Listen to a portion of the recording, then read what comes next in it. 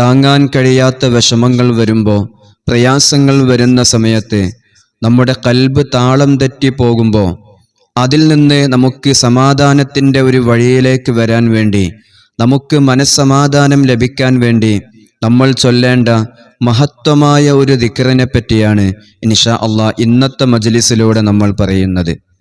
പ്രത്യേകിച്ച് ഖുർആനിൽ ഇടം പിടിച്ച വളരെ മഹത്വമേറിയ ഒരുപാട് അമ്പിയാക്കളും ഔലിയാക്കളും കൈമാറി വന്ന ദിക്റാണ് ഇൻഷാ അല്ലാഹ് നമ്മൾ പറയുന്നത്.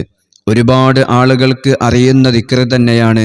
എന്നാൽ ജീവിതത്തിൽ നമ്മൾ അതിനെ പതിവാക്കണം. പതിവാക്കി കഴിഞ്ഞാൽ താളം തെറ്റിപ്പോയ മനസ്സുകൾക്ക് സമാധാനം ലഭിക്കും. ഒരു നിലക്കുള്ള മനപ്രയാസവും നമ്മെ അലട്ടുകയില്ല. നീറിപ്പുകയുന്ന ഖൽബുകൾക്ക് ശാന്തി ലഭിക്കാൻ വേണ്ടി നമ്മൾ ചൊല്ലേണ്ട ദിക്റാണ്. പരിശുദ്ധമായ ഖുർആനിൽ ഇടം പിടിച്ച ആയത്ത് കൂടിയാണ് ഇൻഷാ അല്ലാഹ് ഈ പറയുന്ന ദിക്ർ. പലപ്പോഴും നമ്മൾ വല്ലാതെ വിഷമിക്കുന്നത് നമ്മൾ കാരണമായിട്ടല്ല. മാതാപിതാക്കളാണെങ്കിൽ അവർ മക്കളുടെ ജീവിതത്തിൽ ആവലാതിയും അവരുടെ ബിസിനസ്സിലുള്ള തകർച്ചയും അവരുടെ ജീവിതമൊന്ന് സന്തോഷത്തിലാകാത്തതിൻ്റെ പേരിൽ, ഒന്ന് സമാധാനത്തിലാകാത്തതിൻ്റെ പേരിൽ വിഷമിക്കുന്നവരാണ് കൂടുതൽ മാതാപിതാക്കളും. എന്നാൽ മക്കൾക്ക് വേണ്ടി മാതാപിതാക്കൾ ഈ ദിക്ർ ചൊല്ലുക, മക്കൾക്ക് അത് ചൊല്ലാൻ വേണ്ടി കൊടുക്കുകയും ചെയ്യുക. ഇൻഷാ അല്ലാഹ് നല്ല ഫലം ലഭിക്കുന്ന ദിക്റാണ്. നമ്മൾ ചൊല്ലേണ്ട ദിക്ർ ലാ ഇലാഹ ഇല്ലാ അൻത സുബ്ഹാനക ഇന്നി കുന്തു മിനൽ ളാലിമീൻ. ദിവസം ഒരു 70 100 തവണ നമുക്കതിനെ ചൊല്ലാൻ സാധിക്കണം. ഒരിക്കലും വിഷമങ്ങളും പ്രയാസങ്ങളും നമ്മിൽ നിലനിൽക്കുകയില്ല. അല്ലാഹു എല്ലാ വിഷമങ്ങളെയും നമുക്ക് മാറ്റിത്തരും.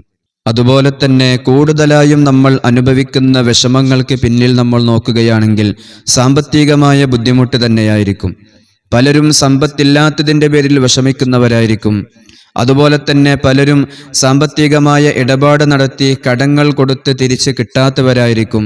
അതല്ലെങ്കിൽ വലിയ വലിയ സമ്പാദ്യം നമ്മൾ ബിസിനസ്സുകളിൽ ഇൻവെസ്റ്റ് ചെയ്ത് കച്ചവടത്തിന് വേണ്ടി ഇറക്കി അതിൽ പരാജയം സംഭവിച്ചതായിരിക്കും. അതല്ലെങ്കിൽ കുടുംബ സംബന്ധമായി മറ്റേതെങ്കിലും മേഖലകളിലൂടെ നമ്മൾ പണം ചെലവഴിച്ച് അതിൽ നമ്മൾ കുടുങ്ങിയവരായിരിക്കും കൂടുതൽ ആളുകളും. എന്നാൽ സാമ്പത്തികമായ വിഷമങ്ങൾ തീരാനും നമ്മുടെ കുടുംബത്തിൽ സാമ്പത്തികമായ ബുദ്ധിമുട്ടില്ലാതിരിക്കാനും അള്ളാഹുവിൻ്റെ റഹ്മത്ത് നമ്മളിൽ നിലനിൽക്കാനും വേണ്ടി ഇങ്ങനെയുള്ള ഇസ്മുകൾ നമ്മുടെ വീട്ടിൽ സൂക്ഷിച്ചു വെക്കുക. ഇതിൽ എഴുതിയിട്ടുള്ള മഹത്വമേറിയ വാക്കുകൾ കാരണമായി നമ്മുടെ കുടുംബത്തിലുള്ള, നമ്മുടെ കുടുംബ ജീവിതത്തിലുള്ള സാമ്പത്തികമായുള്ള എല്ലാ വിഷമങ്ങളും പ്രയാസങ്ങളും നമുക്ക് മാറിക്കിട്ടും.